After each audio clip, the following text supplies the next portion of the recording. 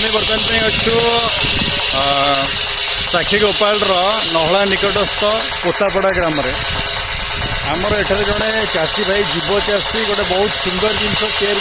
पुराणा फैन एवं थाली किसी नट को लेकर जहाँकि चाषी भाई मैंने यही प्लान बुझिकी पक्षी मानक ठारू मांकड़ मानक ठारू पशु षंढ एमानक ठारू निजर फसल को सुरक्षित रखापी ये प्लान आपणातु तांकर नंबर मध्य आमे आपन को जोगाजोग तांकर सहित मध्य करदेबू जे से केते सुंदर भाव में तैयारी करछन्ती आम सहित अच्छा सर्वेश्वर मलिक सान भाई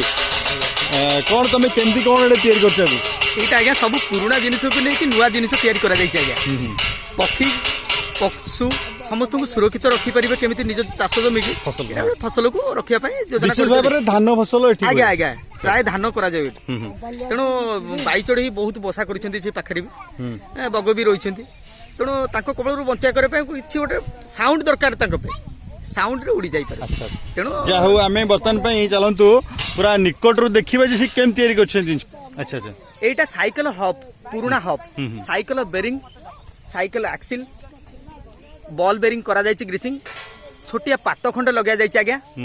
तापर भंगा ताली खंडे या होल करा जाई छोटिया नट दुईटी लगा जायछि जहाँ फल कि एटा बुलिबो एवं एटा माड़ करिवो नट थाली रे माड़ होछि थाली रे माड़ होले एटा साउंड ही करिवो जाऊ केते सुंदर बुद्धि रे माने कम खर्च रे केते बढ़िया बुद्धि रे गोटे बढ़िया सुंदर जिंस तैयारी करछन्ती जे फसल को पक्षी पशु मांकड़ षंढ एम ठारू किभली भाव में सुरक्षित रखिपारे जाओ से आम सान भाई सर्वेश्वर को बहुत बहुत धन्यवाद जहाँ गोटे नुआ खोज से काढ़ी चाषी मान तरफ मो तरफ समस्त तरफ धन्यवाद आपण मैंने पंथा अवलांतु आपणातु एवं फसल को सुरक्षित रखु।